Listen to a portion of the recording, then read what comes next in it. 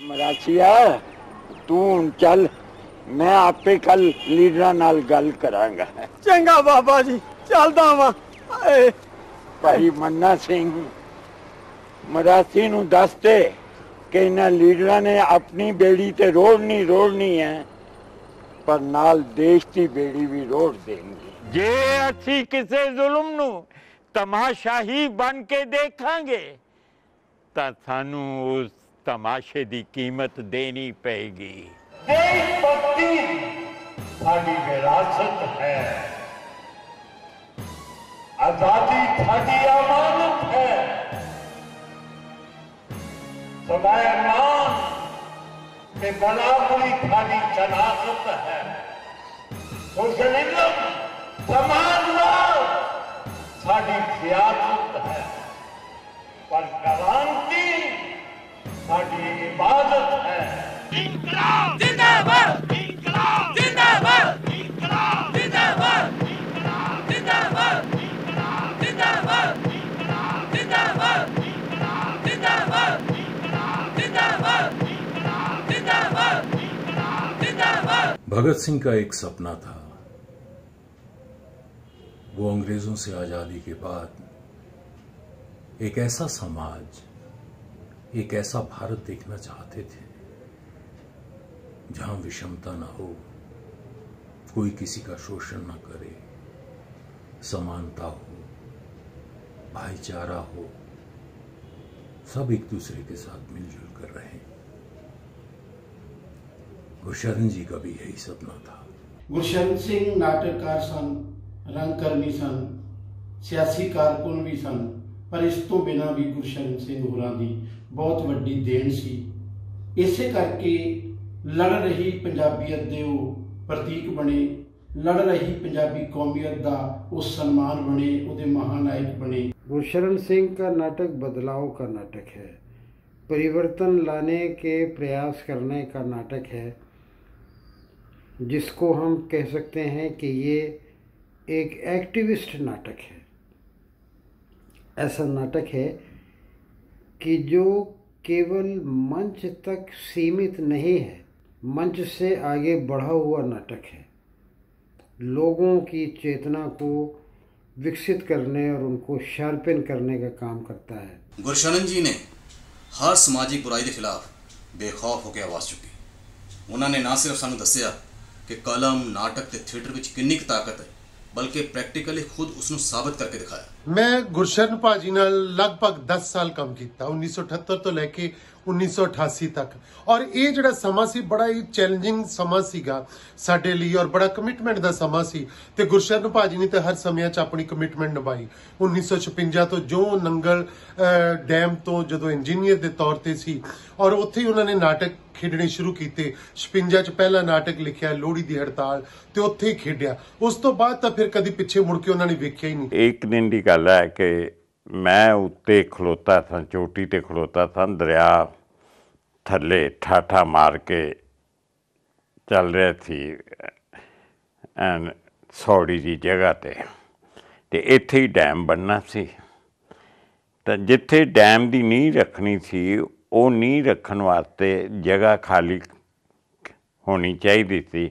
इस करके 2 कच्चे डैम पहले बनाए गए, जिन्हां नाल दरिया जिहड़ा है वो खब्बी सुरंग विचों लंघे ते सज्जी सुरंग विचों लंघे, ते ये जिहड़ी असली उसदी जगह है वो खाली हो जाए, ताकि उत्थे फिर नीहां जिहड़ियां 100 फुट डूंघियां खोदियां जा सकन। उस वेले मैं कहा कि जेकर अज असी दरियावां दे रुख मोड़ सकने आ, तां असी जिंदगी दे रुख क्यों नहीं मोड़ सकते, समाज दे रुख क्यों नहीं मोड़ सकते। जदों देश आजाद हो रहा सी, एक पासे पंडित जवाहर लाल नेहरू कोल एक सुपना सी आधुनिक ते नवें भारत की उसारी का, ते दूजे पासे भाजी गुरशरण सिंह के मन च भी एक सुपना सी आधुनिक सोच वाले, आज़ाद व्यक्ति वाले मनुख का सुपना। सो असी देखते हैं कि भाजी ने जो लिखना शुरू किया, उदों भाखड़ा नंगल की उसारी हो रही सी। भाखड़ा मैनेजमेंट बोर्ड ने मजदूरों को नाटक खेडण तो मना किया, ਤੇ ਭਾਜੀ ਨੇ ਮਜ਼ਦੂਰਾਂ ਦੀ ਜ਼ਿੰਦਗੀ ਦੇ ਆਧਾਰ ਤੇ ਮਜ਼ਦੂਰਾਂ ਦੀ ਖਾਤਰ ਨਾਟਕ ਲਿਖਿਆ। ਇੱਥੋਂ ਭਾਜੀ ਦਾ ਸਫ਼ਰ ਸ਼ੁਰੂ ਹੁੰਦਾ। ਭਾਈ ਗੁਰਸ਼ਰਨ ਸਿੰਘ ਇੱਕ ਇਹੋ ਜਿਹੇ ਖਾਨਦਾਨ ਨੂੰ ਬਿਲੋਂਗ ਕਰਦੇ ਸੀ ਜਿਹੜਾ ਕਿ ਬਹੁਤ ਅਮੀਰ ਸੀ, ਅਲਟਰਾ ਰਿਚ ਖਾਨਦਾਨ ਸੀ, ਪਰ ਭਾਜੀ ਦੀ ਜਿਹੜੀ ਫਿਕਰਮੰਦੀ ਹੈ ਉਹ ਕਿਵੇਂ ਗਰੀਬ ਤੋਂ ਗਰੀਬ ਵਰਗ ਤੱਕ ਪਹੁੰਚੀ। ਇੱਥੋਂ ਤੱਕ ਕਿ ਕਿਸਾਨੀ ਵਰਗ ਤੋਂ ਵੀ ਥੱਲੇ ਵਿਹੜਿਆਂ ਦੇ ਵਿੱਚ ਜਿਹੜੇ ਲੋਕੀ ਰਹਿੰਦੇ ਨੇ ਔਰ ਬਹੁਤ ਜਿਹੜੇ ਕਿ ਮਤਲਬ ਜ਼ਲਾਲਤ ਭਰੀ ਜ਼ਿੰਦਗੀ ਜਿਉਂਦੇ ਨੇ, ਉਹਨਾਂ ਦੀ ਫਿਕਰਾਂ ਨੂੰ ਆਪਣੇ ਫਿਕਰ ਭਾਜੀ ਗੁਰਸ਼ਰਨ ਸਿੰਘ ਨੇ ਬਣਾਇਆ, ਲੇਕਿਨ ਬਣਾਇਆ ਕਲਾਤਮਕ ਤਰੀਕੇ ਨਾਲ। ਮੇਰਾ ਪਹਿਲਾ ਨਾਟਕ ਭਾਜੀ ਦੇ ਨਾਲ ਨਵਾਂ ਜਨਮ ਸੀ ਤੇ ਸੱਚਮੁੱਚ ਮੇਰਾ ਵੀ ਨਵਾਂ ਜਨਮ ਹੋ ਗਿਆ। ਭਾਜੀ ਨੇ ਔਰਤਾਂ ਨੂੰ ਬਹੁਤ ਮਾਨ ਸਨਮਾਨ ਦਿੱਤਾ। ਮੈਨੂੰ ਯਾਦ ਹੈ ਜਦੋਂ ਅਸੀਂ ਪਿੰਡਾਂ ਦੇ ਵਿੱਚ ਨਾਟਕ ਕਰਨ ਜਾਂਦੇ ਸੀ ਤਾਂ ਉਦੋਂ ਭਾਜੀ ਉਦੋਂ ਤੱਕ ਨਾਟਕ ਸ਼ੁਰੂ ਨਹੀਂ ਸੀ ਕਰਦੇ ਜਦੋਂ ਤੱਕ ਪਿੰਡ ਦੀਆਂ ਔਰਤਾਂ ਪੰਡਾਲ ਵਿੱਚ ਆ ਕੇ ਬੈਠ ਨਹੀਂ ਸੀ ਜਾਂਦੀਆਂ। ਭਾਜੀ ਨੇ ਇੱਕ ਮੁਹਿੰਮ ਵੀ ਚਲਾਈ ਸੀ ਕਿ ਮਾਂ ਦਾ ਨਾਮ ਸਰਟੀਫਿਕੇਟ ਦੇ ਵਿੱਚ ਕਿਉਂ ਨਹੀਂ ਦਰਜ ਕੀਤਾ ਜਾਂਦਾ ਬਾਪ ਦੇ ਨਾਮ ਦੇ ਨਾਲ। ਤਾਂ ਉਹਨਾਂ ਦਿਨਾਂ 'ਚ ਅਸੀਂ ਇੱਕ ਨਾਟਕ ਕਰਦੇ ਹੁੰਦੇ ਸੀ ਸਮਾਜ। ਹਰ ਮੰਚ ਤੋਂ ਭਾਜੀ ਇਹ ਸਵਾਲ ਉਠਾਉਂਦੇ ਸੀ। ਇੱਕ ਵਾਰੀ ਅਸੀਂ ਇਹ ਨਾਟਕ ਐਜੂਕੇਸ਼ਨ ਬੋਰਡ ਦੇ ਵਿੱਚ ਕੀਤਾ ਤੇ ਭਾਜੀ ਨੇ ਉੱਥੇ ਵੀ ਇਹ ਸਵਾਲ ਉਠਾਇਆ। ਤਾਂ ਐਜੂਕੇਸ਼ਨ ਬੋਰਡ ਦੇ ਚੇਅਰਮੈਨ ਵੱਲੋਂ ਪ੍ਰੋਗਰਾਮ ਖਤਮ ਹੋਣ ਤੋਂ ਬਾਅਦ ਇਹ ਅਨਾਉਂਸ ਕੀਤਾ ਗਿਆ ਕਿ ਅੱਜ ਤੋਂ ਬਾਅਦ ਸਕੂਲ ਦੇ ਸਰਟੀਫਿਕੇਟ ਦੇ ਵਿੱਚ ਬਾਪ ਦੇ ਨਾਮ ਨਾਲ ਮਾਂ ਦਾ ਨਾਮ ਵੀ ਦਰਜ ਹੋਵੇਗਾ। ਸੋ ਇਹੋ ਜਿਹੀ ਕਰਾਮਾਤ ਗੁਰਸ਼ਰਨ ਸਿੰਘ ਹੀ ਕਰ ਸਕਦੇ ਸੀ। ਕਈ ਵਾਰੀ ਦਿਲਜੀਤ ਮੇਰਾ ਦੋਸਤ ਸੀ, ਗੱਲ ਕਰਦਾ ਹੁੰਦਾ ਸੀ ਕਿ ਜਦੋਂ ਵੀ ਮੇਰਾ ਨਾਂ ਲਿਆ ਜਾਂਦਾ ਵੀ ਡਾਕਟਰ ਦਿਲਜੀਤ ਸਿੰਘ ਸੁਪੁੱਤਰ ਪ੍ਰੋਫੈਸਰ ਸਾਹਿਬ ਸਿੰਘ, ਤਾਂ ਉਸ ਲਈ ਮੇਰੇ ਖਿਆਲ ਆਉਂਦਾ ਹੈ ਕਿ ਪ੍ਰੋਫੈਸਰ ਸਾਹਿਬ ਸਿੰਘ ਹੋਰਾਂ ਕੋਲ ਮੇਰੇ ਪਿਤਾ ਜੀ ਤੇ ਕਈ ਵਾਰੀ ਮਹੀਨੇ ਬੱਧੀ ਵੀ ਮੈਨੂੰ ਨਹੀਂ ਤਾਂ ਮਿਲਦੇ। ਉਹ ਚੁਬਾਰੇ ਦੇ ਵਿੱਚ ਆਪਣਾ ਕੰਮ ਕਰਦੇ ਰਹਿੰਦੇ ਸਨ। ਮੈਨੂੰ ਤਾਂ ਜੋ ਕੁਝ ਪਾਲਿਆ ਮੇਰੀ ਮਾਂ ਨੇ ਪਾਲਿਆ ਤੇ ਮੇਰੀ ਮਾਂ ਦਾ ਨਾਂ ਆਉਣਾ ਚਾਹੀਦਾ ਨਾ।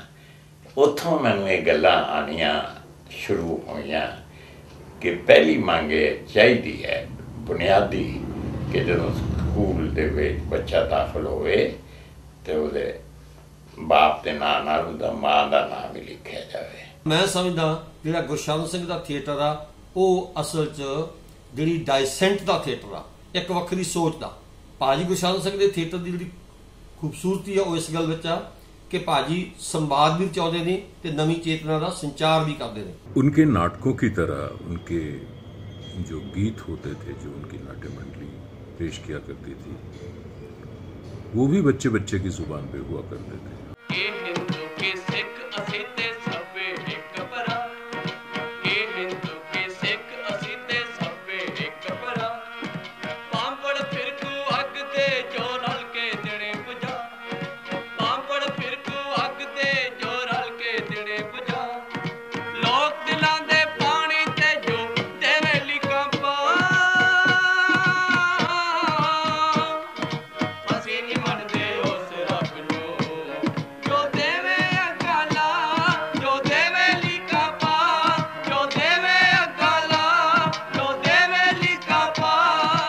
नाटक और जनता के बीच की दूरी को उन्होंने भरने का साहसिक प्रयोग किया है। उसके लिए उन्होंने अनेकों खतरे भी उठाए हैं।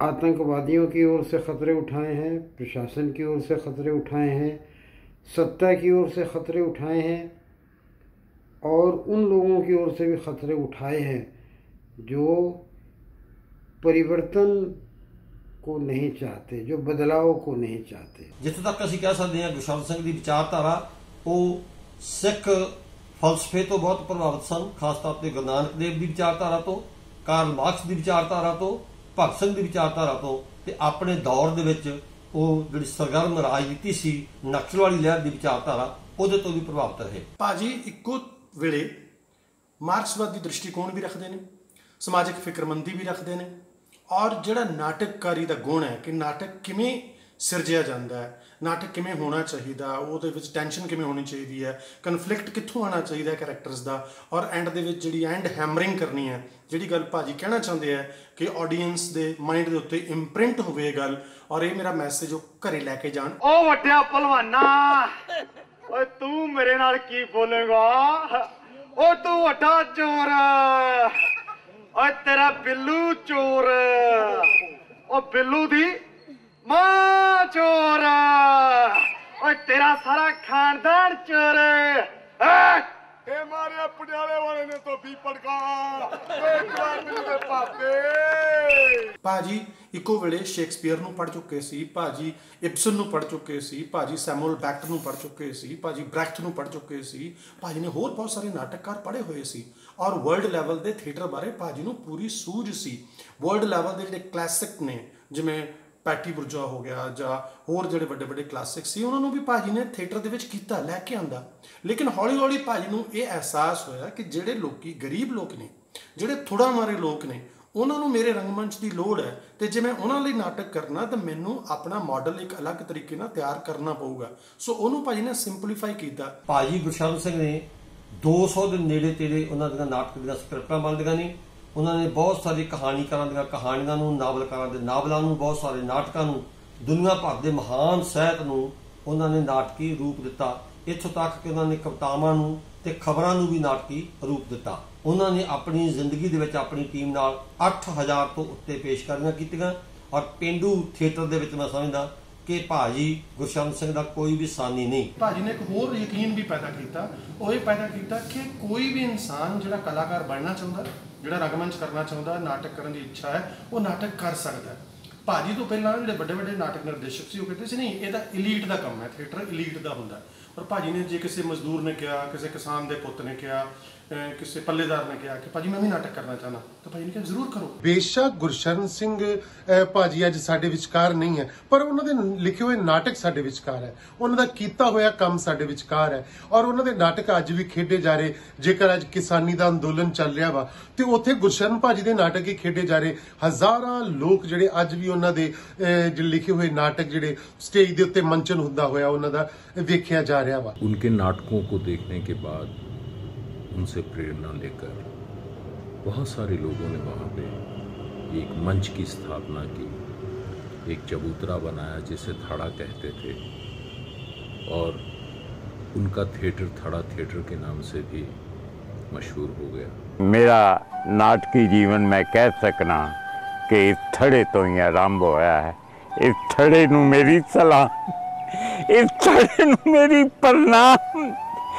ये थड़ा है मेरी जिंदगी का एक हिस्सा है। इनकलाब दी लड़ाई ਜਿਹੜੀ ਗੁਰਸ਼ਰਨ ਸਿੰਘ ਹੋਰਾਂ ਨੇ ਆਪਣੇ ਥੀਏਟਰ ਰਾਹੀਂ ਤੇ ਆਪਣੇ ਕਰਮ ਰਾਹੀਂ ਲੜੀ, ਉਸ ਲੜਾਈ ਨੂੰ ਹਮੇਸ਼ਾ ਜਾਰੀ ਰੱਖਣਾ ਹੀ ਕਲਾ ਦਾ ਧਰਮ ਹੈ। ਔਰ ਜਿਹੜੀ ਕਲਾ ਆਪਣੇ ਸਮਾਜ ਦਾ ਧਰਮ ਨਹੀਂ ਨਿਭਾਉਂਦੀ ਉਹ ਕਲਾ ਸ਼ਾਇਦ ਉਸ ਤਰੀਕੇ ਦੇ ਨਾਲ ਆਪਣਾ ਰੋਲ ਪਲੇ ਨਹੀਂ ਕਰਦੀ। ਪਪੂਲਰ ਜ਼ਰੂਰ ਹੋ ਸਕਦੀ ਹੈ ਪਰ ਭਾਜੀ ਪਪੂਲਰ ਵੀ ਹੋਏ ਤੇ ਉਹਨਾਂ ਨੇ ਇੱਕ ਨਿਸ਼ਾਨਾ ਵੀ ਆਪਣੇ ਸਾਹਮਣੇ ਰੱਖਿਆ, ਜਿਹੜੇ ਨਿਸ਼ਾਨੇ ਨੂੰ ਲੈ ਕੇ ਸਾਰੇ ਕਲਾਕਾਰ ਖਾਸ ਕਰਕੇ ਜਿਹੜੇ ਉਹਨਾਂ ਦੀ ਕਮਿਟਮੈਂਟ ਨਾਲ ਨੇੜੇ ਤੋਂ ਜੁੜੇ ਨੇ ਉਹ ਅੱਗੇ ਲੈ ਕੇ ਜਾ ਰਹੇ ਨੇ। ਮੇਰੀ ਰੰਗਮੰਚ ਦੀ ਇੱਕ ਤਰ੍ਹਾਂ ਨਾਲ ਸ਼ੁਰੂਆਤ ਭਾਜੀ ਗੁਰਸ਼ਰਨ ਸਿੰਘ ਤੋਂ ਹੋਈ।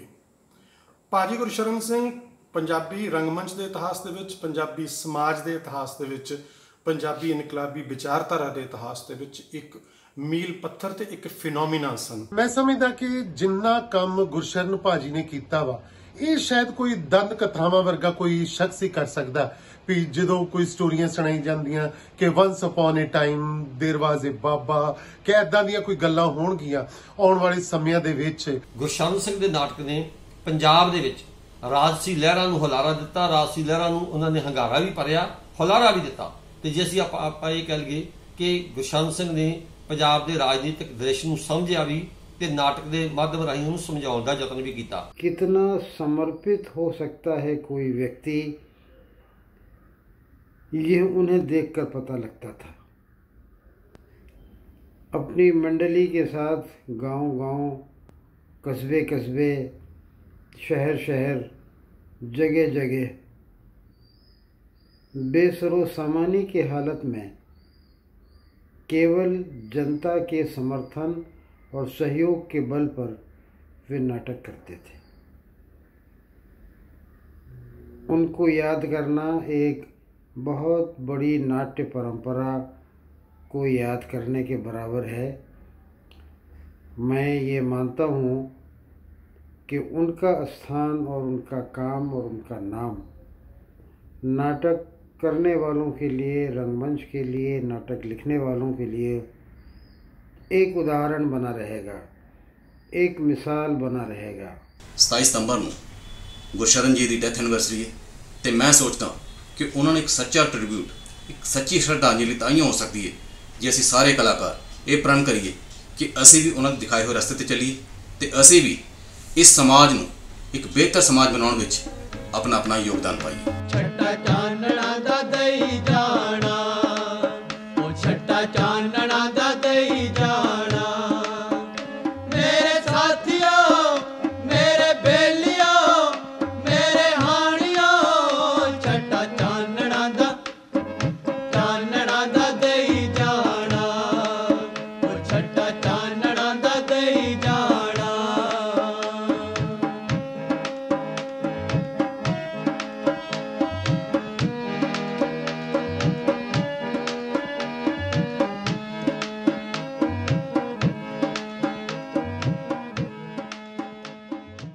अगर आपको हमारा ये वीडियो पसंद आया है तो लाइक और शेयर करें।